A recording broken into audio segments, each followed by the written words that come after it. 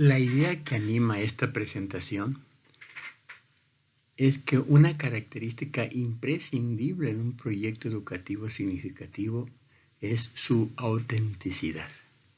Autenticidad que parta de la recuperación y revaloración de sus saberes y cultura pedagógica.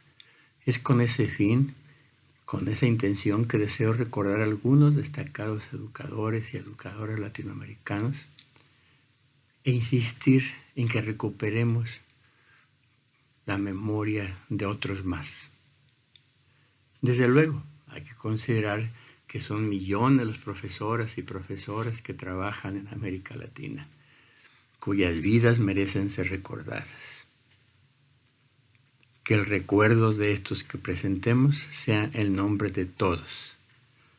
Entonces, además, inicio esta presentación con la invitación que entre todos recuperemos más de estas vidas.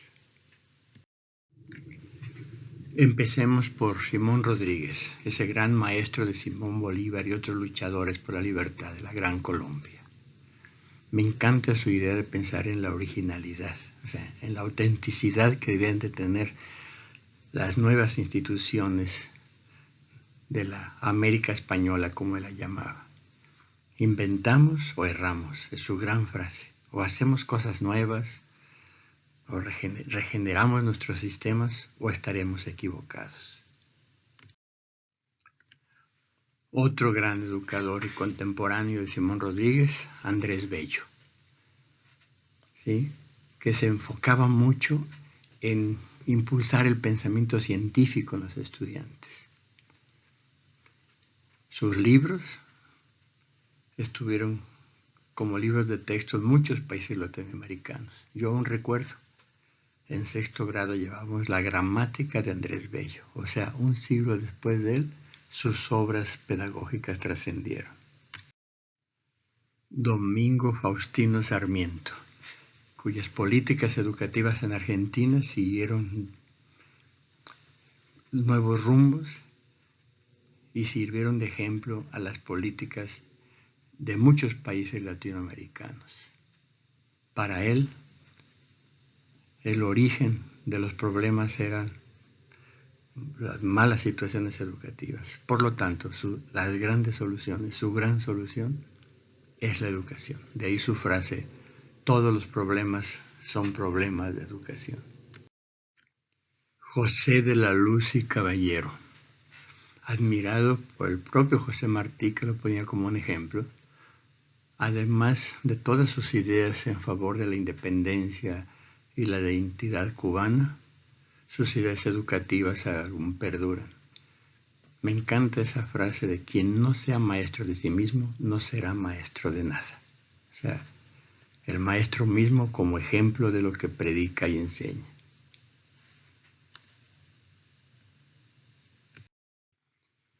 No solo instruir, sino moldear el carácter, educar antes que instruir. Un pensamiento de Agustín Nieto Caballero, impulsor de lo que en ese tiempo se llamaba la Escuela Nueva, cuyas ideas puso en práctica en Colombia, como ministro de Educación, como rector de la Universidad Nacional de Colombia, y sobre todo cuando funda su gimnasio moderno, donde él plantea la necesidad de integrar la práctica del espíritu con la práctica del cuerpo.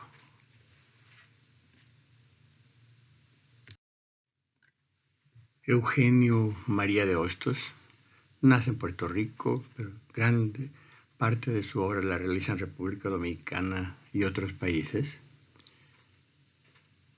Además, fue un gran impulsor de la democracia e independencia en los países de América Latina. Incluso luchó ya desde el siglo XIX en favor de la República Española. Yo veo en él así como una gran conjunción de pensamiento educativo con el pensamiento político que pudiera llevar a cabo todas sus ideas pedagógicas, sociales, culturales. Omar Bengo, este gran educador costarricense, que se distinguió no solo en la formación de docentes en la escuela normal, que sería después la Universidad Nacional, sino en todos los ámbitos educativos y sobre todo en sus luchas sociales. Sobre todo, como podemos ver en esta frase, como nos plantea que para pensar en un futuro hay que rescatar lo que tenemos ya dentro, hay que rescatar del pasado todo ese potencial para la creación de esta conjunción de hombres y pueblo. Gran pensamiento de este costarricense. No, yo no comprendo al niño convertido en máquina para repetir pensamientos ajenos, siquiera sean los más brillantes de los más insignes pensadores. Niño quiere decir alma, inteligencia, corazón y vida que aspira a la verdad. Esta frase me anima mucho en el sentido que tiene esta presentación de buscar esa autenticidad y ir superando esas actitudes coloniales de ver siempre hacia afuera, o sea, creer que lo que se hace mejor en otros países es lo ideal para nosotros. Una gran frase de este gran pensador mexicano, cuya inteligencia y dirección brilla en un México lleno de turbulencias y problemas de guerras civiles y de la dictadura del porfiriato. Josefa Toledo, valiente educadora nicaragüense, que luchó en contra de muchos obstáculos para lograr que se avanzara en la educación en este país, pero además en la educación de las mujeres.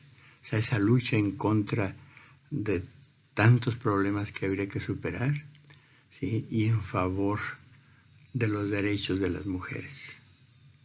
De ahí su frase muy esperanzadora de que el feminismo avanza ahora triunfal, firme, imponente. O sea que no perdía las esperanzas y el optimismo a pesar de tantos retos que se le enfrentaron en su vida como educadora. El educador peruano José Antonio Encinas siempre estuvo en contra de la docencia autoritaria y verbalista. De ahí su planteamiento de luchar, de esforzarse por un sistema educativo basado en proyectos de trabajo. O sea, más allá de exámenes que recojan información acumulada en la memoria, más bien una educación que se refleje en proyectos de vida. De ahí que para él la mejor evaluación, el mejor examen era la ejecución, la llevada a la práctica de los proyectos planteados. Muy necesario recordar este planteamiento de Elizardo Pérez, cuya vida y obra es un ejemplo de lucha y de dedicación por una educación liberadora, sobre todo en este caso en Bolivia, en favor de la población indígena. Esto lo vemos reflejado en su frase. Dos referencias ya están probadas por la historia. La primera, que al entonces llamado problema del indio era un problema económico, político y cultural. La segunda, que no se puede educar a un estrato de servidumbre sin plantear al mismo tiempo un condicionamiento libertario. María Chinchilla Recinos, asesinada por el gobierno guatemalteco en 1944. La presentamos como una evocación y símbolo de profesores y profesoras que además de su amor y dedicación pedagógica, luchan por mejores condiciones para realizar su misión educativa. Gabriela Mistral. Además de haber sido Premio Nobel en Literatura, se distinguió por su gran obra educativa mucho más allá de su país, mucho más allá de Chile. Sus textos, sus poemas llenaron los libros de lectura de los niños de América Latina y siguen presentes. Agustín Ferreiro, lo recordamos por su gran obra en favor de la educación rural en Uruguay.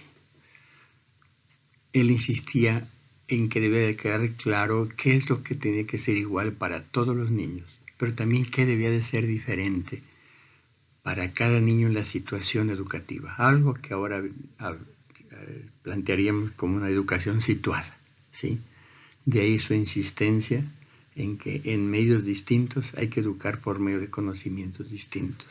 Entre sus obras se distingue la creación de las escuelas granjas, donde los niños aprendían al mismo tiempo los aspectos académicos y su formación para el trabajo, y el Centro de Divulgación de Prácticas Escolares. Y cerramos esta primera parte con Paulo Freire, cuya idea y acciones siguen presentes en América Latina y más allá, sobre todo por su impulso a una educación liberadora y una toma de conciencia. Entre sus obras, que son innumerables, tenemos la pedagogía del oprimido, la educación como una práctica de libertad, las cartas para quienes pretenden enseñar, la pedagogía de la esperanza, pero siempre esa mezcla de un espíritu crítico y de indignación ante las injusticias, pero también la esperanza de una educación liberadora y el coraje y la dedicación para que esa esperanza pueda ser una realidad.